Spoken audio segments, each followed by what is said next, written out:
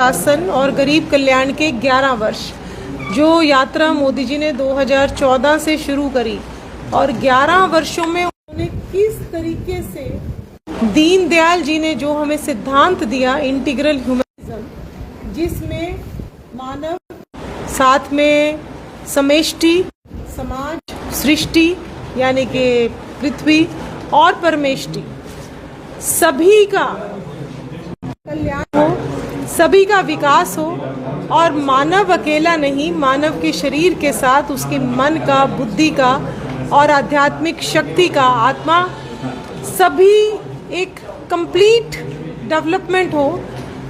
उन सब हर एक विषय पर काम किया। आज भारत विश्व गुरु बनने की तरफ अग्रसर है। 2047 जिस तरीके से मोदी जी ने कल्पना की है कि विकासशील देश नहीं रहेंगे, हम विकसित देशों की हर एक कदम उस तरफ लेकर जा रहे हैं। और जो 4 स्तंभ जाति पाति से उठकर के गरीब, महिला, युवा और किसान 4 हमारे स्तंभ हैं देश के, और इन चारों स्तंभों का किस तरीके से कल्याण हो, कैसे समग्र विकास हो, उसके लिए मोदी जी 24/7 प्रयत्नशील हैं। लगातार नई नई योजनाओं के साथ इन सब का विकास हो रहा है। 25 करोड़ से ज़्यादा लोग भारत में आज गरीबी रेखा से ऊपर उठ चुके हैं। आज हमारा युवा नौकरी मांगने वाले के बजाय skill India, stand up India, कौशल विकास योजना के माध्यम से एंड साथ ही साथ नई शिक्षा नीति के माध्यम से वो अपने पैरों पर खड़ा होकर किस तरीके से नौकरी देने वाला बने, ना कि नौकरी मांगने वाला बने, ऐसा एक प्रयत्न लगातार भारत में चल रहा है। और हम इसमें आज 1.5 लाख से ज़्यादा पूरे भारत में स्टार्टअप हमारे बन चुके हैं। और उसी तरीके से अगर हम किसानों की बात करें, कांग्रेस की सरकार थी जब एमएसपी बढ़ाने की बात आती थी तो कभी 2 रुपये कभी 10 रुपये एमएसपी बढ़ाकर हमारे भोले भाले अन्नदाताओं को ऐसे ही बहला फुसला दिया जाता था। लेकिन आज किसानों को अपनी लागत का 1.5 गुना मिले, इसकी चिंता मोदी जी ने करी है। और हरियाणा में हमारे मुख्यमंत्री जी ने तो 24 फसलों पर जो भी हमारा एमएसपी दी है, और जो भी उन्होंने एक और भी बात कही है कि जो भी हरियाणा का अन्नदाता बोएगा वो हमारी सरकार खरीदेगी।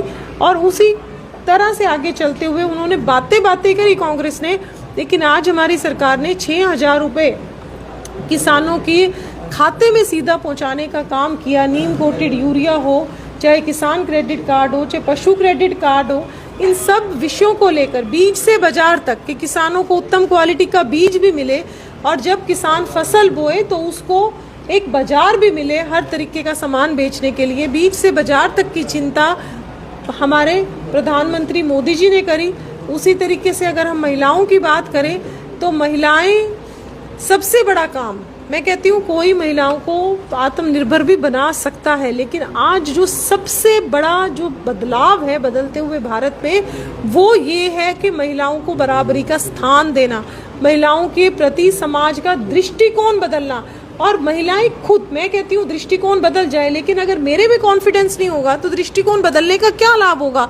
लेकिन आज भारत की बेटियां हुई हैं कि ये आज मेरी गीता स्कूल की 3 बेटियां चंद्रयान का मॉडल लेकर आज आई हैं और इनको इसके बारे में पूरी डिटेल्ड नॉलेज है। तो ये है बदलता हुआ भारत, जब मेरी बेटियां इस तरह से मुस्कुरा रही हैं, आत्मविश्वास से भरी हुई हैं। और ये संभव हुआ जब 2015 में मोदी जी ने पानीपत की धरती से बेटी बचाओ, बेटी पढ़ाओ, बेटी खिलाओ, बेटी बढ़ाओ, ये सारे के सारे प्रोग्राम्स को केवल लॉन्च नहीं किया। ये सिर्फ कहने की बातें नहीं थी, उन्होंने बेटियों के लिए सुरक्षित मातृत्व हो, सुकन्या समृद्धि के माध्यम से उनके खाते में पैसे जमा हो, जब माताएं प्रेग्नेंट हैं, लैक्टेटिंग हैं, उनके पोषण के लिए उनको पैसे मिले, बेटियां पैदा होती हैं तब माताओं के खाते में पैसे जमा होते हैं, बेटियों को पूरी की पूरी वैक्सीनेशन मिलती है, बेटियां स्कूल ना छोड़े, स्कूलों में शौचालय का प्रबंध, बेटियां सेफली स्कूल में पहुंचे। हर 15 किलोमीटर पर हमारे मुख्यमंत्री जी ने एक कॉलेज की घोषणा करी है, हर गांव में बेटियां पढ़ पाएं। इन सारे विषयों पर चिंता करते हुए फिर हमारी बहनों उनको चाहे उज्ज्वला की बात हो, चाहे शौचालय उपलब्ध कराने की बात हो, चाहे उनकी रसोई में स्वच्छ पेयजल पहुंचाने की बात हो, चाहे जनधन खाते के माध्यम से जिसमें 55 करोड़ में से 28 करोड़ हमारे बहनों के जनधन खाते खुले, और उससे भी बड़ी बात कि आज 11 crore 90 lakh self help group पूरे भारत में चल रहे हैं, और उसमें 11 करोड़ बहनें सेल्फ हेल्प ग्रुप के माध्यम से अपना कोई ना कोई उत्पाद बना रही है, और हर जिले से एक उत्पाद बनाकर उन्होंने उसकी भी चिंता करी। तो ये जो 11 करोड़ बहनें अपने पैरों पर खड़ी हो रही है, जब बहन अपने पैर पे खड़ी होती है तो उसके अंदर एक अलग ही विश्वास आता है। तो ये सारा कुछ भारत में मोदी जी ने बदला है, और ऑपरेशन सिंदूर के माध्यम से आज हर एक भारतीय गर्व से कह सकता है मैं भारतीय हूँ। कोई मेरी तरफ आंख उठाकर देश देख नहीं सकता।